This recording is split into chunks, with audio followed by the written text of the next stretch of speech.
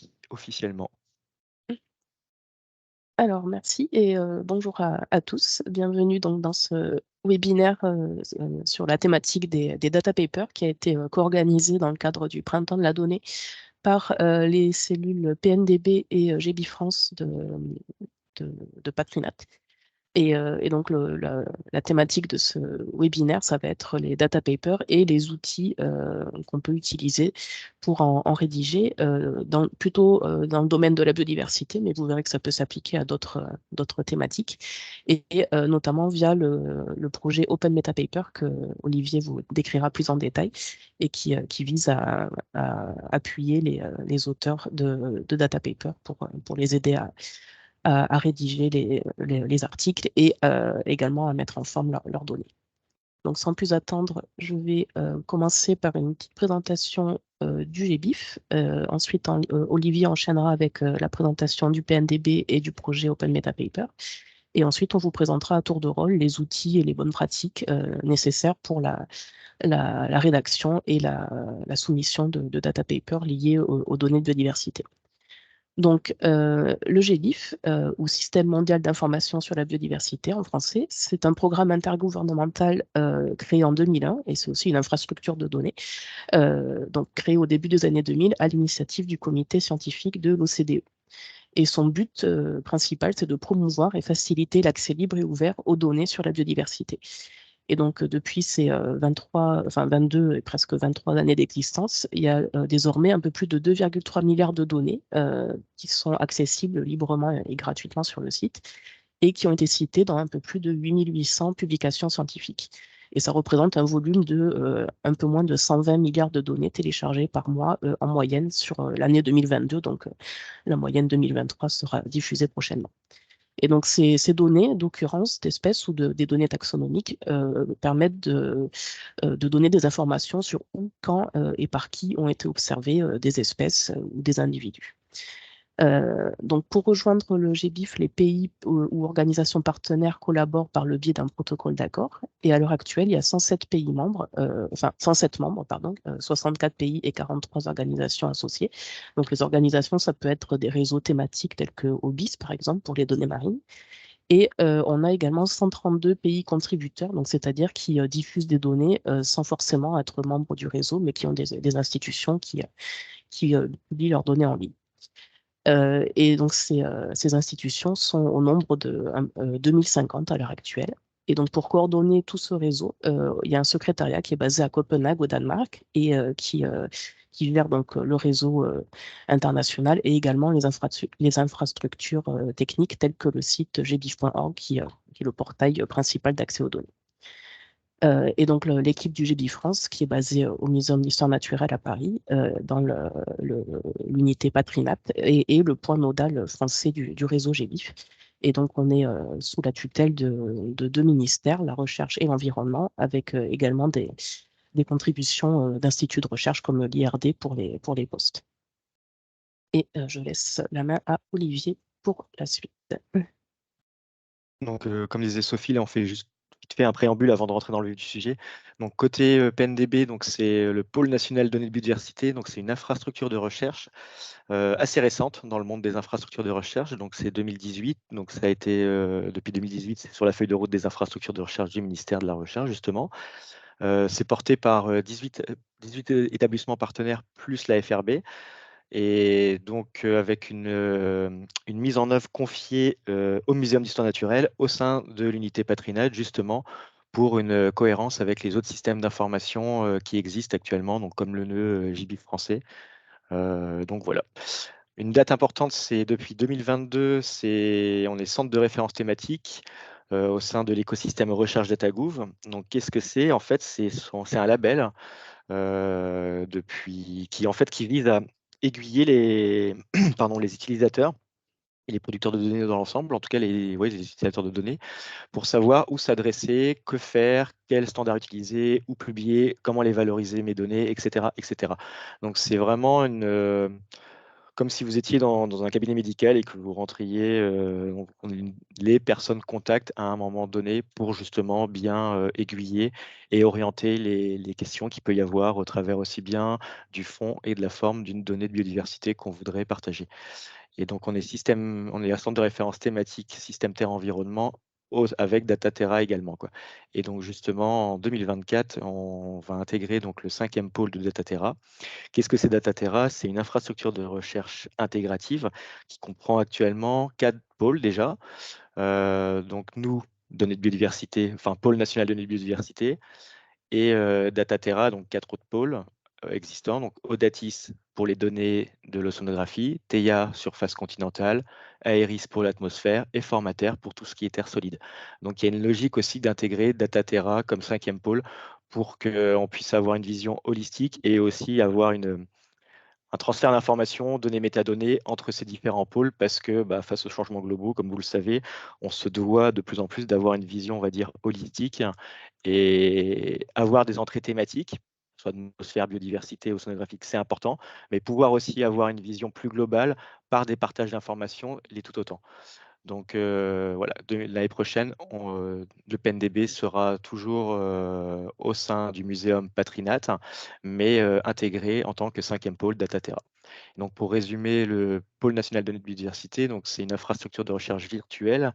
Le pour et par est très important, donc pour et par les comités de recherche, dans la mesure où on essaye, dans la mesure dans la mesure du possible, d'avoir une approche bottom-up pour justement faire un échange entre les communautés par rapport aux besoins, par rapport aux outils existants, ne pas réinventer la roue. Vous allez le voir dans Open Meta Paper, on se sert des outils existants pour valoriser des données, des jeux de données et donc publier des data papers.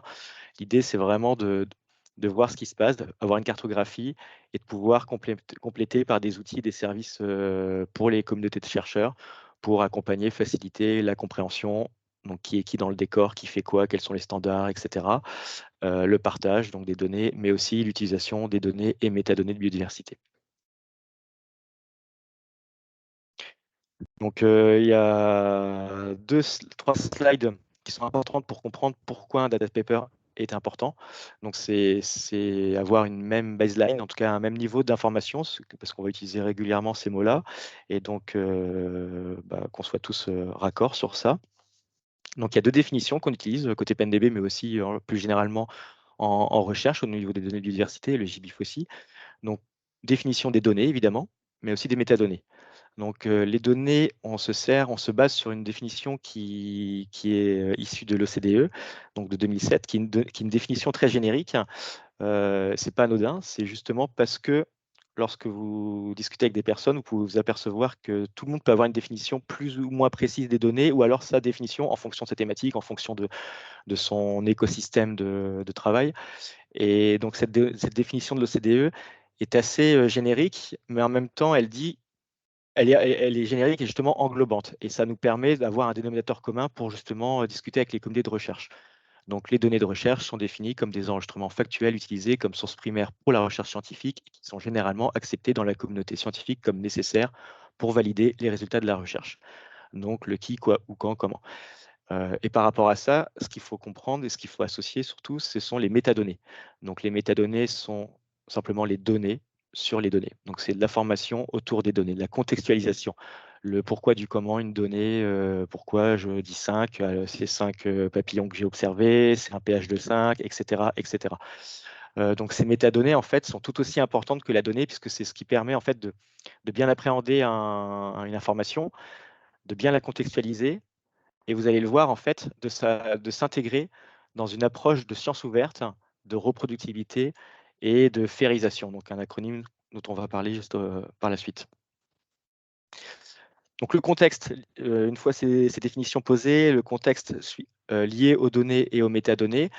Donc un classique, il y a la perte d'informations dans le temps et ce très rapidement. Le schéma classique lorsqu'on opère avec des données de biodiversité ou des données en général, c'est donc là, on se sert d'un article de Michener publié en 97.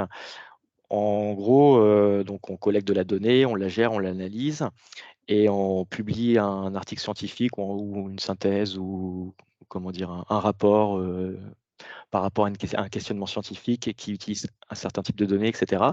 Et peu de temps après la publication, en fait, on s'aperçoit que cette information, elle disparaît parce qu'on passe à un autre projet ou parce que le recrutement, le temps du projet n'est plus et donc la curation à moyen long terme de ces informations-là disparaissent, etc., etc. Donc, c'est pas anodin. Le classique étant le ou la chercheur qui part à la retraite, qui a accumulé, par exemple, 30, 40 ans d'informations sur telle espèce sur le littoral. Et ben, ces informations-là peuvent être sur un disque dur quelque part stocké on ne sait pas où, sur un serveur, sur un fichier Excel avec une ancienne version d'Excel qui n'est plus compatible. Enfin, en tout cas, il y a énormément de possibilités qui fait que le jour du départ de cette personne à la retraite, on peut avoir une perte drastique d'informations et donc c'est pas anodin. Donc perte d'informations dans le temps, premier contexte qui est pas négligeable. Et deuxième contexte, c'est la diversité finalement de données de biodiversité que l'on peut avoir. Donc, on pense tous évidemment aux données d'occurrence. Donc, j'ai observé tel papillon, tel jour, tel lieu, etc. Ces informations, soit j'ai récolté un spécimen, il peut enrichir un muséum d'histoire naturelle, je peux me servir pour extraire de l'ADN issu de spécimens, etc., etc. Mais il y a aussi des données de biodiversité, style flux de carbone, stockage, flux de carbone, des données satellitaires, etc., etc. Donc il y a une diversité, au même titre que la biodiversité, comme son nom l'indique, c'est la diversité du vivant. Il y a une diversité aussi d'informations liées à ce vivant, à cette diversité du vivant. Et donc cette hétérogénéité, elle provient en plus de différents protocoles, de différents types d'institutions, avec une standardisation qui peut être différente, etc., etc. Donc là aussi, il y a un enjeu en fait à relier toutes ces informations notamment par les métadonnées. Donc le schéma que vous voyez, donc, issu d'un article de Roderick Page en 2016, que je vous invite à aller voir, qui fait beaucoup de web sémantique, c'est super intéressant. Et donc les traits qu'on a, par exemple, entre publication, phylogénie, etc., sont des traits à un instant T. Évidemment, ce n'est pas les traits qu'il faut avoir en tête pour imaginer que à tout prix mes informations, mes objets doivent être reliés comme ça. L'idée, c'est que de par une information riche en informations contextualisantes, donc les métadonnées, on peut faire des liens entre ces différents objets, donc ces différentes informations de biodiversité. Et donc ce contexte aussi pose la fameuse question de la reproductivité, qui n'est pas évidemment propre à l'écologie ou à la science de la biodiversité, mais en sciences en général. Mais la reproductibilité est importante dans la mesure où voilà, une des conditions sine qua non d'un projet scientifique, tel que décrit théoriquement. Et cette reproductibilité, elle se base évidemment sur un accès aux informations de base que sont les données et métadonnées, mais aussi sur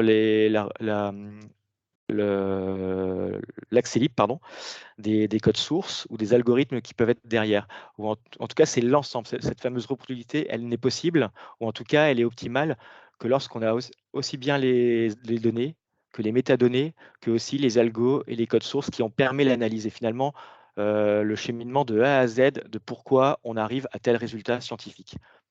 Donc pareil, article très récent, mais très très bien fait, que je vous invite à aller voir. Cette présentation sera disponible en Creative Commons sur le site web du JBIF et ou du PNDB, donc n'hésitez pas à aller retrouver cette présentation. Donc suite à ce contexte et ces enjeux, il y a un cadre de travail des bonnes pratiques qui sont à prendre en compte, hein. Donc le fameux cycle de données, sûrement vous en avez entendu parler.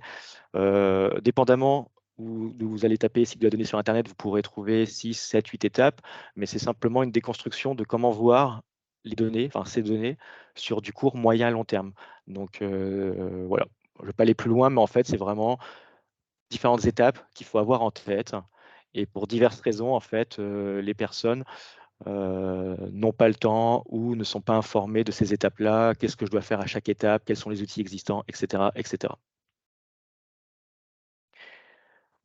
Et donc, complémentaire au cycle de la donnée, il y a l'acronyme FAIR. Donc, pareil, peut-être vous en avez entendu parler. Donc, FAIR pour facile à trouver, accessible, interopérable, réutilisable. Donc, c'est un ensemble de principes directeurs pour gérer les données de recherche visant à les rendre faciles à trouver, donc accessibles, interopérables et réutilisables. Et ça, c'est important par l'humain, mais aussi la machine. Donc l'humain, évidemment, pour que moi, chercheur, enfin je suis pas chercheur, mais en tout cas bref, utilisateur de données, je puisse retrouver des données, je puisse les rendre interopérables avec un autre type de jeu de données, etc., et réutilisables, mais aussi par la machine, dans le sens où de plus en plus, il y a des processus automatisés, donc d'interopérabilité entre différents systèmes d'information, entre différents entrepôts de données, pour justement des workflows analytiques, etc. Et donc, cette férisation, elle doit être aussi intelligible et compréhensible par une machine, en tout cas par des algorithmes. Et ce qu'il faut avoir en tête par rapport à cet acronyme FAIR, c'est que c'est un degré en fait. C'est un degré de férisation. Quelqu'un qui vous dira je suis FAIR, j'ai mes données, enfin mes données sont FAIR ou mes métadonnées sont FAIR ou mes algos sont FAIR, etc. C'est plus ou moins vrai dans la mesure où c'est un degré avec des critères minimaux qui nous permettent d'obtenir un degré de férisation, et on pourra toujours trouver des données qui seront encore plus FAIR parce que encore plus accessibles, parce qu'elles seront juste présentes sur un site web en plus, etc., etc. Donc il faut vraiment le voir comme un processus avec quand même des critères minimaux qui permettent de répondre à une démarche de science ouverte, de reproductibilité et de férisation globalement. Et donc, pour accompagner en fait au travers de ces bonnes pratiques, donc cycle de la donnée et processus de férisation, eh ben, il existe en fait des outils donc pour chaque étape, aussi bien pour la gestion de la donnée que pour euh, curer les données, donc les nettoyer, etc., les publier, les regarder, les analyser et ou les réutiliser. Donc aller, je vais laisser la parole, pardon, à Sophie pour développer. Merci Olivier. Donc effectivement, cette diapositive explique un peu plus en détail les différents outils et bonnes pratiques qui étaient listés dans la précédente. Alors, ce qui peut être fait donc au niveau de certains systèmes d'information, donc là, c'est ceux qui ont déjà assisté à une présentation GBIF reconnaissent peut-être la diapositive puisqu'on a repris son architecture issue des présentations GBIF, mais améliorée et complétée avec les outils du PNDB également. Donc, il y a déjà des bonnes pratiques et des outils qui sont mis en place pour rendre les systèmes d'information les plus fairs possibles. Alors, la première chose qui a été mise en place, enfin la première dans la liste en tout cas, ce sont l'attribution de DOI, donc c'est-à-dire de Digital Object Identifier, des identifiants uniques qui sont attribués aux jeux de données publiés, donc c'est-à-dire partagés librement en ligne, donc notamment sur le site du GBIF, mais également sur le portail PNDB par exemple, et sur d'autres entrepôts institutionnels. Donc le DOI, c'est vraiment l'identifiant qui permet de tracer un jeu de données et notamment pour un chercheur qui le partage, de savoir comment il a été réutilisé par la suite. Donc c'est vraiment intéressant grâce à un DOI, de pouvoir suivre un jeu de données ou une partie d'un jeu de données pour savoir comment nos propres données sont réutilisées par la suite. Côté GBIF, on a également des DOI qui sont attribués au téléchargement par les utilisateurs. Donc ça, c'est assez intéressant puisque un téléchargement de données peut contenir des données qui proviennent de plusieurs jeux de données, de plusieurs producteurs et voire de plusieurs pays. Et donc, vous pouvez faire des requêtes via les filtres du GBIF et ensuite télécharger le résultat de cette requête à un instant T. Et donc, le DOI vous permet de citer ce résultat de requête et par exemple, de le citer dans un article scientifique. Et toute personne qui voudra éventuellement retélécharger exactement le même résultat de requête à l'instant T où vous l'avez fait pourra utiliser le DOI pour ce faire. Donc ça contribue par exemple à la reproductibilité de la recherche, puisqu'on peut citer exactement un résultat de requête à un instant T avec les critères utilisés par la personne qui a fait cette requête. Et bien sûr, on va parler plus tard des data papers. Chaque data paper se voit attribuer son propre DOI et les bonnes pratiques recommandent de faire les liens donc, entre le DOI du data paper et le jeu de données qu'il décrit. Et à l'inverse, dans le jeu de données publié qui a été décrit dans un data paper, de faire le lien une fois que le data paper est sorti avec le DOI de l'article du data paper. On a également mis en place des systèmes de licence. Donc ça a été mis en place il y a plusieurs années côté GBIF, puisque c'était un réseau international, comme je l'ai dit dans ma présentation tout à l'heure. Donc le contexte juridique variait beaucoup suivant les pays. Donc, c'est pour ça que le choix des licences Creative Commons a été fait pour que tous les éditeurs, donc c'est-à-dire les institutions qui publient des données, choisissent une licence qui puisse être réutilisable dans n'importe quel autre pays. Donc, en France, on conseille plutôt la licence CC BY qui est compatible Etalab, mais il y en a d'autres aussi puisque ce sont des licences, les licences les plus ouvertes possibles qu'on peut utiliser donc, au niveau international. On utilise également beaucoup de standards de données. Donc, côté GBIF, ce sont plutôt le Darwin Core et l'EML qui sont utilisés. Donc, le Darwin Core, c'est le standard qui permet de partager les données. Donc, il y en a d'autres qui sont listés, comme le standard ABCD pour les collections. Et pour les métadonnées, donc on reviendra dessus avec Olivier, on utilise beaucoup le langage EML, Ecological Metadata Language, pour partager donc les informations de contexte autour des données. Et c'est comme c'est un langage commun, on peut communiquer entre systèmes d'information pour tout ce qui concerne la description des données. Alors, au niveau de l'accessibilité, il y a plusieurs outils, comme vous le voyez, qui sont mis en place pour donner accès aux données, puisqu'on parle beaucoup de données depuis tout à l'heure, mais l'essentiel, c'est déjà de pouvoir y accéder facilement. Donc, on a le GBIF, donc gbif.org, qui est un portail d'accès aux données et métadonnées. Il y a également le catalogue du PNDB qui donne accès aux métadonnées et aux liens éventuels de téléchargement des données associées. Il y a également le site de DataOne et le Catalogue of Life, d'autres portails d'accès aux données, qu'elles soient sur la biodiversité, donc données d'occurrence ou données taxonomiques. Il y a la possibilité de faire des requêtes interopérables, donc ça j'en parlais tout à l'heure, de visualiser les données via des cartes interactives et de télécharger ces données, évidemment, de façon libre et ouverte. Et il y a également pour les plus techniciens d'entre nous, donc les développeurs, l'accès au web service, donc API, pour avoir accès aux données de façon un peu plus automatisée et éventuellement les réutiliser sur des sites internet ou pour récupérer des téléchargements sans passer par l'interface utilisateur. Et enfin, pour finir, on a des outils de publication des données. Donc, ce sont les outils qu'on va utiliser pour mettre en ligne, partager ces données et métadonnées associées, bien sûr. Donc, côté GBIF, on a l'IPT, Integrated Publication Toolkit, qui est un outil en production depuis plusieurs années côté GBIF.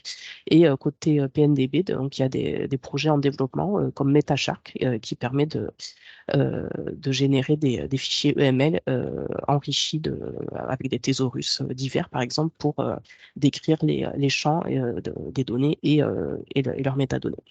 Et puis, il y a d'autres outils possibles, mais IPT et MetaShark sont les deux les plus utilisés dans leur SI respectif, on va dire. Alors, on peut passer à la diapositive suivante. Alors, là, on va rentrer dans le vif du sujet. Qu'est-ce que c'est qu'un data paper? Alors, j'ai un petit... Voilà, je ne voyais pas l'illustration, mais c'est réparé. Donc, c'est la question que vous vous posez certainement si vous avez choisi d'assister à ce séminaire. Donc, qu'est-ce que c'est exactement qu'un data paper? C'est une publication scientifique dont le but principal est de décrire un ensemble de données ou un groupe d'ensemble de données, donc c'est-à-dire de jeux de données, plutôt que de rendre compte d'une enquête ou de résultats de recherche.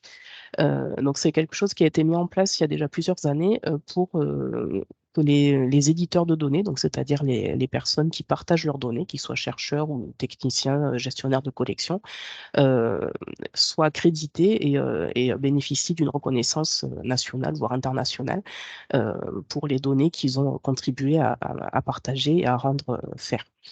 Donc là, on voit un exemple de data paper qui a été publié il y a déjà plusieurs années, en 2017, pardon, par le muséum, et c'est tout simplement la description de l'herbier des plantes vasculaires du muséum qui a fait l'objet d'un data paper. Et on peut voir ici, donc pour ceux qui ont connu quand il était en poste au muséum, c'est Gwenaël Lebras qui était gestionnaire de collection qui était premier auteur. Donc le data paper, c'est aussi un moyen pour les personnels techniques d'être reconnus pour leur contribution à la recherche.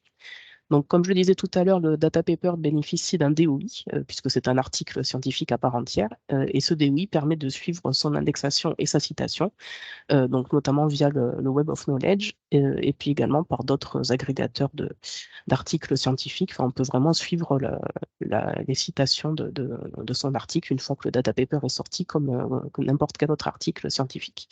Et c'est en ça que ça incite à publier des données de biodiversité, puisque la règle générale quand on publie un data paper, c'est que les données décrites dans le data paper doivent être mises à disposition de façon libre et accessible à tous sur un entrepôt ou un portail thématique. Et donc, le data paper se base principalement sur le ou les fichiers de métadonnées de ce ou ces jeux de données décrits, donc c'est-à-dire le contexte et vraiment toutes les informations qui peuvent aider à la réutilisation future des données.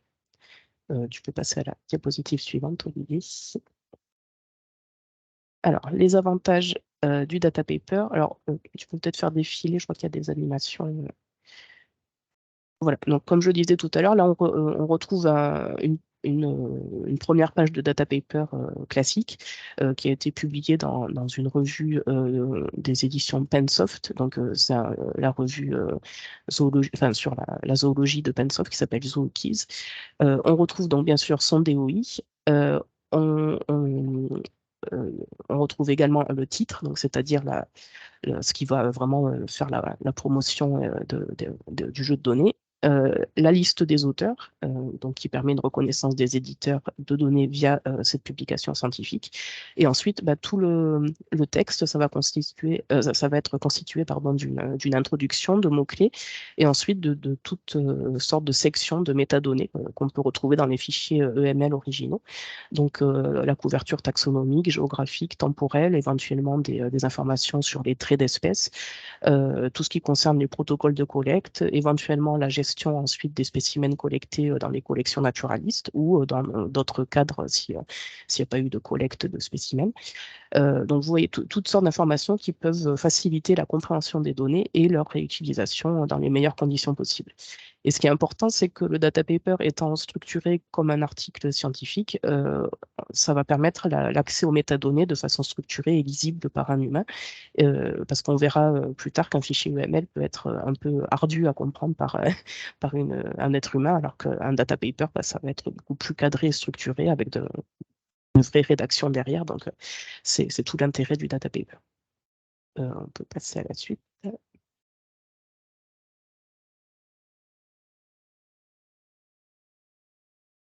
Alors, je vois pas encore la diapositive suivante, Olivier. Ah, si, normalement. Ça va arriver, je pense. D'accord, c'est peut-être un peu long Et avec les Teams. autres personnes, vous voyez les diapos ou pas qui défilent? Ah, voilà, c'est bon. Moi, j'ai toujours un petit temps de latence, Olivier. Je pense que c'est Teams qui. Ok. OK. Donc là, rapidement, je vous montre quelques exemples de data papers déjà publiés. Donc, on retrouve dans le premier exemple celui que j'ai présenté en introduction des data papers, qui est l'herbier du muséum. Donc, là, dans une thématique plutôt orientée recherche, puisque ce sont des données de collection. Mais on a également des data papers qui sont depuis plusieurs années maintenant publiés dans le cadre de projets ou de politiques publiques. Donc, par exemple, on a à Patrinat un data paper qui décrit le protocole et le réseau ZNIEF, donc c'est-à-dire l'inventaire du patrimoine naturel dans ces zones naturelles d'intérêt écologique, floristique et faunistique en France. Et on a également plusieurs exemples de data papers publiés par des institutions françaises qui concernent plutôt des projets de sciences participatives. Donc là, ça rejoint un petit peu à la fois la recherche et les politiques publiques, puisque en fonction des financements de ces projets, on va avoir des axes plus orientés recherche ou observation naturaliste. Mais vous voyez qu'il y a plusieurs thématiques possibles et que donc le data paper n'est pas spécifiquement lié uniquement aux données de collection, mais également à toutes sortes de données d'observation sans forcément qu'il y ait collecte de spécimens. L'intérêt, c'est vraiment de bien détailler le contexte, le protocole, et puis ensuite toutes les informations possibles sur les données pour faciliter leur compréhension et leur réutilisation. Et donc, si vous souhaitez en savoir plus sur les data papers déjà publiés par des auteurs français, on en a fait une compilation sur le site du GB France. Donc, vous avez le lien en bas de page. Et puis, comme disait Olivier, on vous transmettra cette présentation PowerPoint. Donc, vous aurez les liens accessibles par la suite. On peut passer à la suite.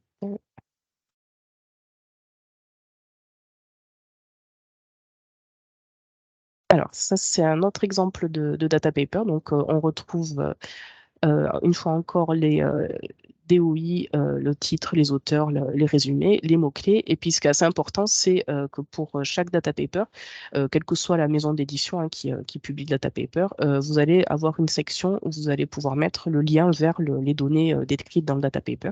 Donc ici, c'était un jeu de données qui était diffusé dans le GBIF avant la rédaction du data paper. Donc le lien vers les données, c'est le lien du jeu de données sur le GBIF, mais on peut également avoir des data papers qui décrivent des données qui sont stockées ailleurs, sur des entrepôts institutionnels, par exemple, ou sur des sites thématiques. Enfin, tant que les données sont librement accessibles en ligne, sans inscription et sans embargo, vous pouvez les décrire dans un data paper. Et donc l'intérêt pardon.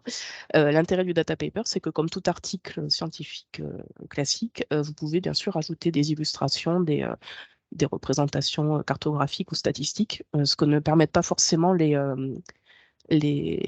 fichiers bruts de données ou de métadonnées.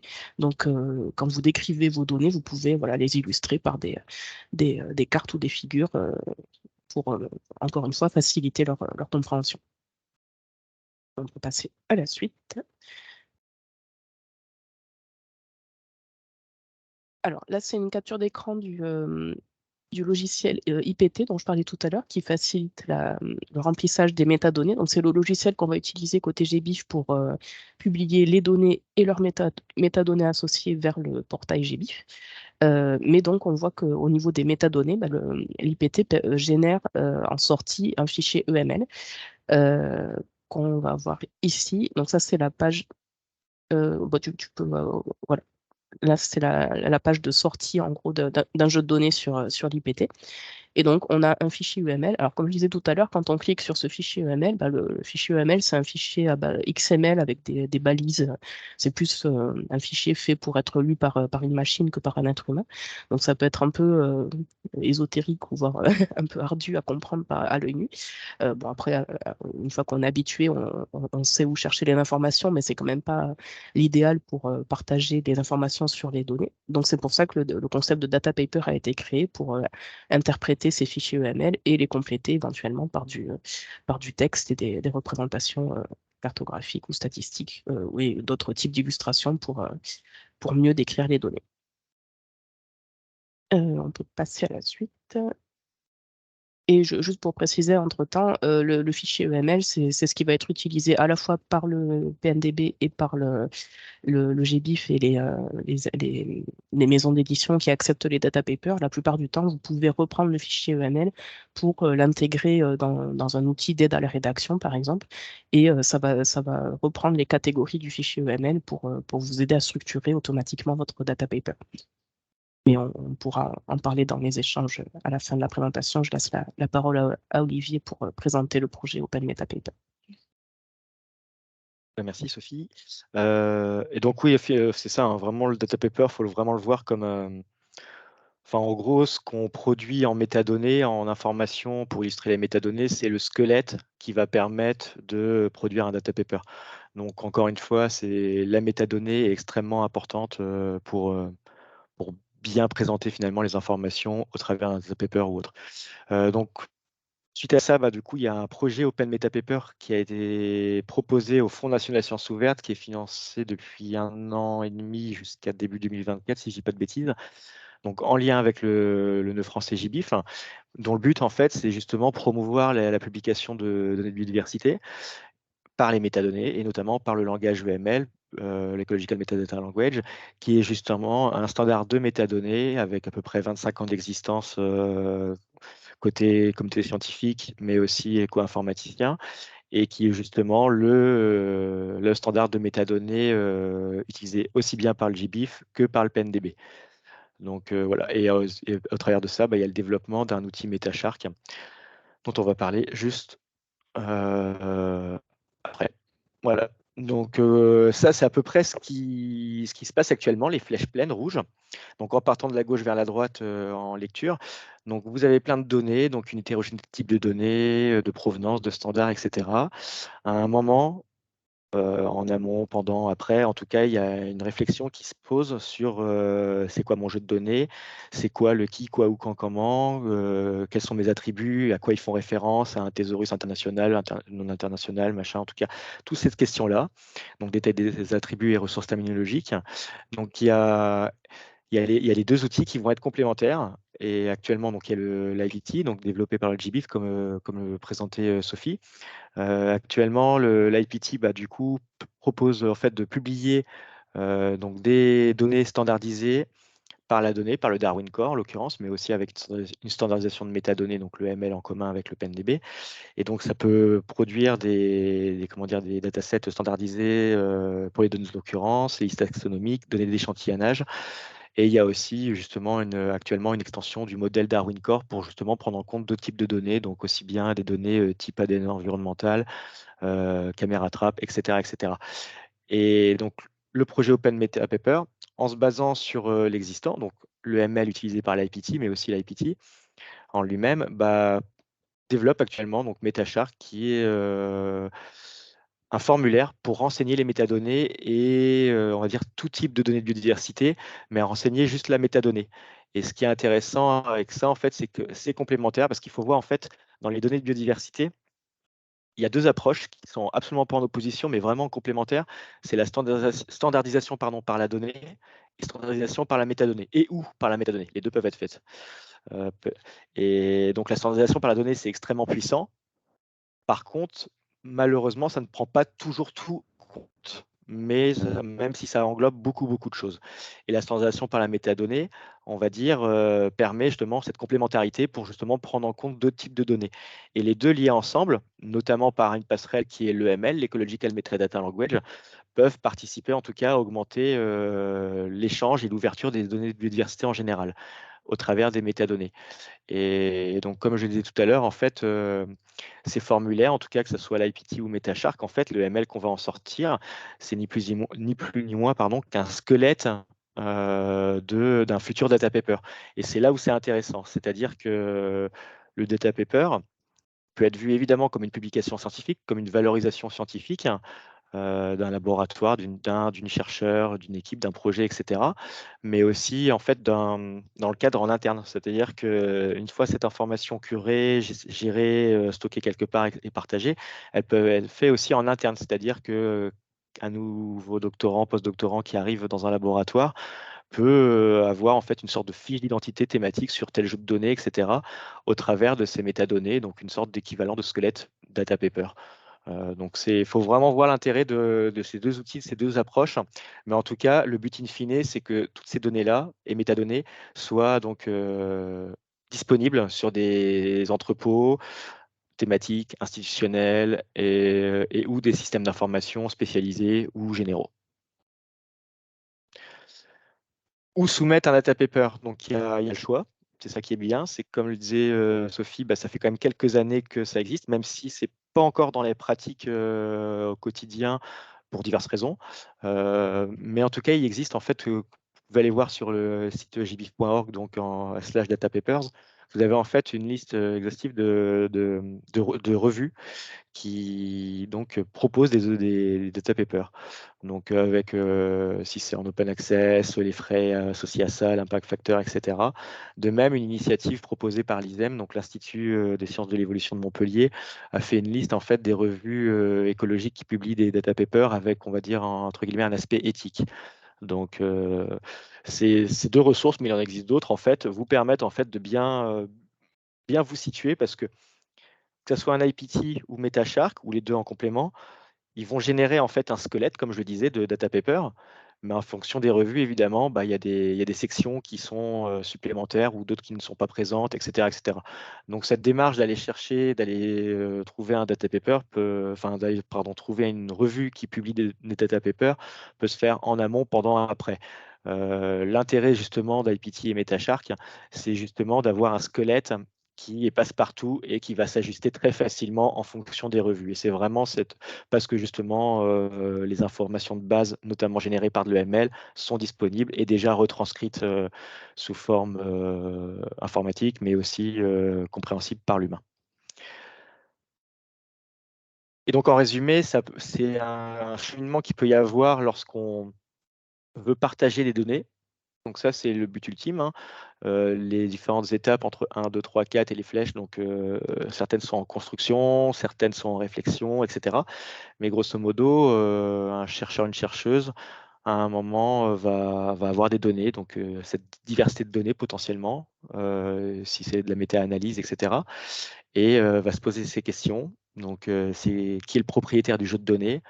Ces questions-là sont très importantes, par exemple, sur des projets de méta-analyse où plusieurs sources de données peuvent arriver, surtout en recherche de la France évidemment, mais aussi de plein d'autres pays. Donc il y a des conditions, il y a des contextes juridiques aussi. Est-ce que ces données sont accessibles avec des licences libres, etc. Comment les réutiliser potentiellement, etc., etc. Quel est le cadre d'acquisition? Et en fait, ces questions-là, elles peuvent avoir des réponses, en tout cas vont avoir des réponses, notamment au travers d'un triptyque d'acteurs qui est donc les centres de référence thématiques, le PNDB et son écosystème plus globalement, donc en lien évidemment avec le JBIF France, les cartes des ateliers de la donnée, enfin pardon, les ateliers de la donnée qui sont des entrées territoriales. Donc par exemple, plusieurs pôles universitaires vont normalement avoir une entrée territoriale, donc pour avoir les questions de base, c'est quoi les ressources existantes pour publier, les standards, etc., etc. Et les référents d'entrepôts données. Les entrepôts données, alors, les entrepôts, par exemple, un chercheur, une chercheuse qui, par exemple, serait CNRS ou muséum, publie vers l'entrepôt institutionnel qui est Indoor, pardon. Si c'est un chercheur de l'IRD, c'est DataSud, etc., etc. Donc il y a aussi toute une logique et de souveraineté au niveau des données qui est en train de se mettre en place. Tout ça, c'est en co-construction. Mais en tout cas, les questions que va se poser le chercheur à un moment entre le 1 et le 2, bah, ces réponses-là vont arriver avec ce triptyque qui est centre de référence thématique, atelier de la donnée et référent entrepôt de données. Donc aussi bien par des formations que pour un aiguillage, que par simplement un contact email, etc. Donc tout ça se met en place. Donc c'est petit à petit. Donc dans les prochains mois, on devrait avoir une cartographie plus simple de qui fait quoi à quel moment. Le but toujours, c'est de toute façon de rendre ces données accessibles, donc sur des entrepôts, donc l'image, enfin l'étape 2, des systèmes d'information spécialisés, des systèmes d'information ou des entrepôts plus génériques. Ces informations se retrouvent comment dire, dans des infrastructures de recherche, donc Dataterra, PNDB ou autres systèmes d'information, et se retrouvent évidemment à l'international parce que lien sur les projets, lien avec des projets internationaux et ou points référents nodaux français, par exemple pour le JBIF, jbif.fr pour jbif.org, PNDB pour DataOne ou pour Bold pour Barcode of Life, etc., etc. Donc en fait, il y a vraiment une logique d'étapes, mais les questions de base qui sont qui est le data owner, de quoi parle mon jeu de données, quel est le cadre d'acquisition, quel est le format, le standard, etc., sont des questions indispensables en fait pour un moment partager son jeu de données, que ce soit sous la forme d'un data paper ou n'importe quel autre type de support. Mais ces questions-là, elles permettent de répondre et d'illustrer un data paper. Donc pourquoi ne pas faire un data paper en l'occurrence? Et je laisse Sophie reprendre la main. Merci Olivier. Alors, voilà, je vais juste vous présenter l'avant-dernière slide de cette présentation. Je vais essayer de faire vite pour laisser un peu de temps d'échange à la suite. Donc vraiment pour résumer tout le processus, comme l'a un peu déjà montré Olivier précédemment, là c'est plus centré sur le processus de rédaction d'un data paper et de partage des données associées. Donc on peut voir qu'il y a plusieurs étapes qui peuvent être faites potentiellement en parallèle ou les unes après les autres. Donc, la première chose, comme disait Olivier, c'est d'abord de mettre à disposition les données, donc que ce soit sur des entrepôts institutionnels, thématiques ou d'autres types de stockage avec l'étiquette faire, on va dire.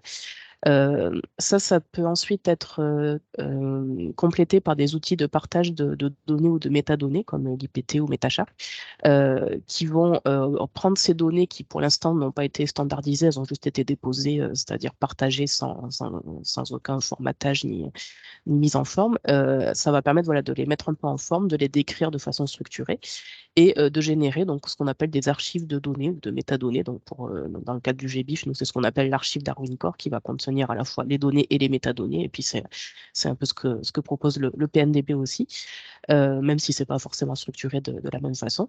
Et donc, une fois qu'on a ces données qui sont décrites par l'intermédiaire de métadonnées, donc la plupart du temps des fichiers EML, on va pouvoir donc à la fois les publier sur des systèmes d'information internationaux tels que le GBIF ou nationaux comme le PNDB.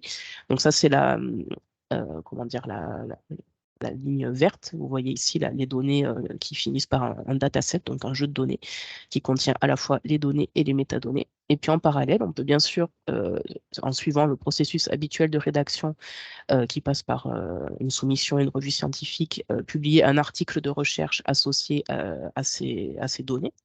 Et encore en parallèle de tout ça, publier aussi un data paper. Donc ça, c'est la section qui apparaît plutôt en bleu sur cette diapositive, qui décrit tout simplement les données qui sont partagées dans la section verte. Donc, vous voyez que les deux ne sont pas incompatibles. On peut publier à la fois, mettre en ligne les données, et ensuite, grâce aux métadonnées, publier un data paper, et en même temps, ou un peu en décalé, suivant les embargos potentiels et le processus de rédaction qui est quand même, qui peut être assez long pour un article scientifique, publier un article de recherche, donc là, qui va vraiment présenter les résultats de recherche. Donc, data paper et article de recherche ne sont pas du tout incompatibles, au contraire. C'est même recommandé de publier un data paper en plus d'un article de recherche pour vraiment faciliter la compréhension et la réutilisation des données. Et donc, si vous suivez les petites flèches, vous voyez tous les liens qu'il peut y avoir entre les différents processus. Et donc, comme je le disais tout à l'heure, il y a bien sûr les DOI qui entrent en jeu, puisque chaque case terminale, ici, la case bleue du data paper, la case verte du jeu de données et la case marron de l'article de recherche, chacun de ces documents se voit attribuer son propre DOI, et donc il y a des liens et des suivis qui peuvent être faits entre les DOI. Donc voilà pour finir cette présentation rapide des data papers. Voilà les DOI qui apparaissent là sur la diapositive. Et donc, si vous souhaitez en savoir plus, en supplément des liens qui étaient déjà dans les diapositives précédentes, vous pouvez bien sûr consulter des liens et des ressources sur le projet Open Meta Paper, sur les data papers en général. Donc, il y a déjà beaucoup de ressources qui existent, que ce soit côté GBIF, côté éditeur de données, donc notamment Pensoft, qui est une maison d'édition qui a publié très tôt des data papers dans le domaine de la biodiversité. Et on a par exemple le CIRAD aussi qui a une section documentation très complète et très utile sur les data papers. Et puis ensuite sur les liens GBIF et PNDB, puisque on a, on a surtout parlé de ces deux systèmes d'information dans cette présentation. Et je finis juste sur un petit encadré ici. Vous voyez, il y a un appel à projet DataShare 2023. Donc, n'hésitez pas à consulter également les informations liées à cet appel à projet. Je te laisse la parole, Olivier, si tu veux préciser un peu plus de choses sur cet appel à projet. Mais c'était vraiment pour finir la présentation là et laisser un temps d'échange, une dizaine de minutes là, jusqu'à 14 heures. Non, pour DataShare, merci Sophie. Non, l'idée là, c'est vraiment justement, ça a été lancé en 2022 par la Fondation Recherche pour la biodiversité, donc notamment via le Centre d'études, d'analyse et de synthèse de la biodiversité, le CESAB, basé à Montpellier, pour justement promouvoir des jeux de données, donc nouveaux, connus, ou de l'agrégation de jeux de données, dépendamment d'une thématique de recherche. Et l'idée, c'est que pendant 2 ans, il y a un accompagnement de data scientists. Et donc, je crois que je les ai vus dans le webinaire présent, donc des data scientists du CESAB, pour savoir justement comment analyser, structurer ces jeux de données, et un accompagnement aussi du PNDB sur justement les standards, les licences, les bonnes pratiques dont on parlait auparavant. Donc c'est l'appel à projet, je ne sais plus c'est quand la clôture, mais en tout cas il est encore temps de postuler pour DataShare 2023. Et sur ce, je pense qu'on peut passer aux questions. Donc merci beaucoup. Alors j'espère qu'on a été clair. Oui, Nicolas me dit septembre pour la clôture de l'appel à projet DataShare, a priori. Donc Nicolas Cassius, donc un des data scientists du CESAB. Et donc, voilà, j'espère que vous avez bien compris surtout l'intérêt de publier un data paper et, et comment l'équipe de choc GBIF et PNDB peut vous accompagner dans la démarche de science ouverte. Alors, on a une question qui concerne l'envoi de la présentation. Donc, oui, bien sûr, on la mettra à disposition sur nos sites respectifs. Et puis, on peut, je ne sais pas si on peut récupérer les adresses mail des personnes présentes, mais en tout cas, on fera passer un message quand les présentations seront accessibles sur nos sites. Ouais, et plus globalement aussi, comme on a enregistré, je vais mettre une page YouTube. Enfin, il y a une page YouTube du PNDB, donc la présentation sera disponible sur YouTube. Descriptif de page YouTube, il y aura le lien aussi. Dans un processus de férisation, il y aura beaucoup d'accessibilité sur cette présentation qui est en CC BY 4.0 justement. Voilà. Et il y Alors, a une main levée, donc Camille. Ouais. Oui. Oui, bonjour. Merci beaucoup à tous les deux pour cette présentation. Moi, personnellement, même si je connaissais le principe des data papers, ça m'a quand même permis d'en apprendre davantage.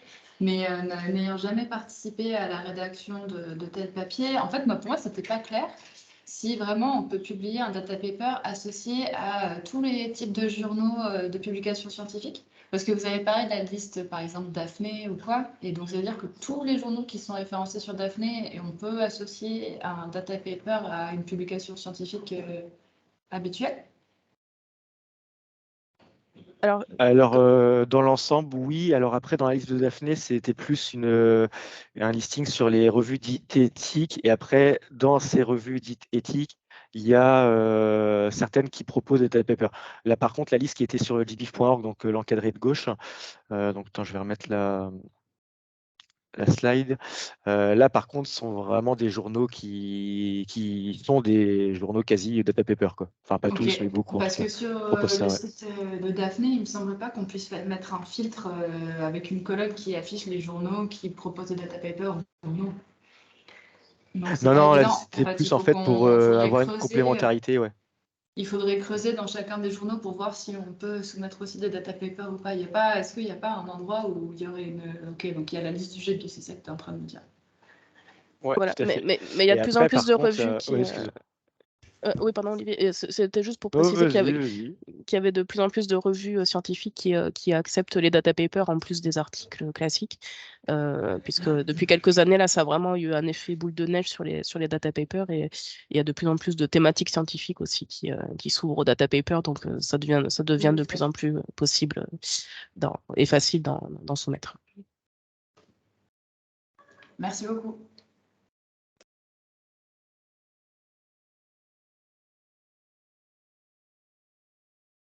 Une main levée de Grégoire Maniel. Oui, bonjour, vous m'entendez? Oui. Oui, merci beaucoup pour votre présentation. Déjà, c'était très complet, c'était très clair. J'arrive pas à accéder à l'outil MetaShark via son GitHub, donc je me demandais s'il allait être disponible dans un temps, ou si vous avez une idée là-dessus. Et si j'ai bien compris, il sert à produire des formats EML. Tout à fait. Alors pour la première réponse, en effet, MetaShark, en fait, il faut nous contacter parce que comme c'est un outil en prod actuellement, enfin pas en prod, pardon, en RD, du coup, on le rend pas totalement disponible parce qu'il y a des trucs d'accès sur le serveur, etc. Par contre, il y a moyen évidemment de nous contacter si vous voulez tester cet outil. L'idée, c'est de pouvoir faire justement d'aller-retour avec s'il répond à des attentes d'une chercheur sur sa thématique. Il sera opérationnel, en tout cas une version qui sera, puisque c'est vraiment un projet RD, donc il est possible que, en caricaturant bien sûr, que cet outil tel qu'il est développé actuellement ne soit jamais mis en production. Par contre, on a évidemment tout atomisé, les différents compartiments techniques pour pouvoir se servir et répartir ces petits compartiments dans d'autres communautés pour que justement tout ce qu'on a développé serve évidemment. Et donc, il y a un GitHub, il y a un GitHub sur MetaShark, mais actuellement, l'outil test MetaShark n'est pas disponible. Et pour l'utiliser en local, on peut aussi. Et l'idée, c'est qu'il soit développé, qu'il soit mis en ligne, donc fin 2023, début 2024. pour justement faire des premiers tests à plus grosse échelle, on va dire. Pour l'instant, en fait, on fait de l'accompagnement sur mesure au travers de cet outil. Notre conseil scientifique a testé l'outil. On l'utilise dans le cadre d'un accompagnement d'un data paper justement du CEF à Montpellier. Et on fait vraiment de l'ajustement en fonction et on livre au compte-gouttes pour diverses raisons. Mais l'idée, c'est vraiment de le tester quand même.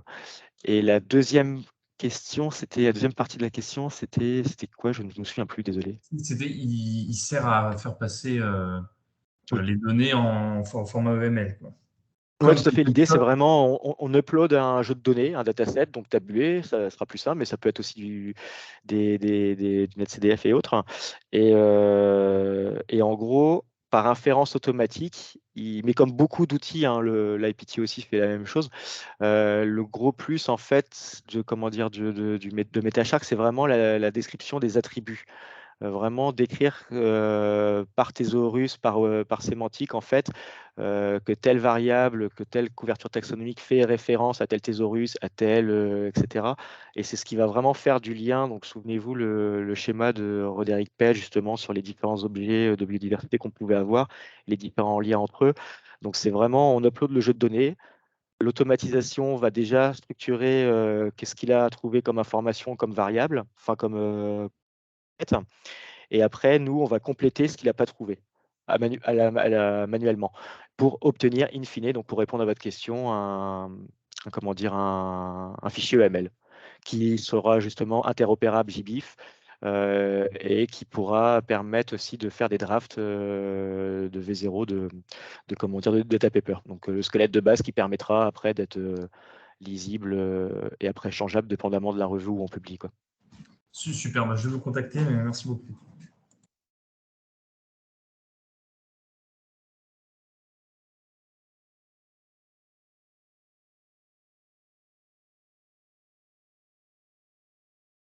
Et après, il y a, tu en as parlé, Sophie, aussi, hein, mais l'aspect data paper, enfin, je reviens là-dessus parce que je trouve ça super intéressant. C'est justement mettre en avant des personnes qui ne sont pas systématiquement associées aux articles scientifiques, donc les gestionnaires et curateurs de données. Et ça, les data papers, c'est une formidable occasion de mettre en avant, entre guillemets, les gens de l'ombre, mais qui sont tout aussi indispensables au cycle de la donnée quand on le prend dans son ensemble. Et c'est pas anodin parce que y a une reconnaissance qui arrive derrière aussi.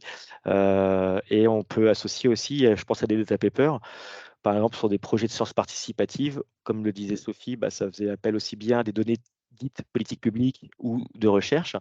Et dans un data paper en particulier sur un BioBlitz, donc un inventaire éclair à un moment donné, il y avait une 50aine de personnes auteurs, parce que c'était des personnes qui avaient participé aussi bien à la collecte d'informations qu'à sa gestion et à sa curation, le temps d'écrire ce data paper. Et là-dedans, il y avait des gens de l'associatif, d'établissements publics, de muséums, etc. Et ça permet aussi le data paper, parce qu'on voit les projets maintenant sont transversaux de plus en plus, hein, et ils font appel à plusieurs types de financement ou sources de financement.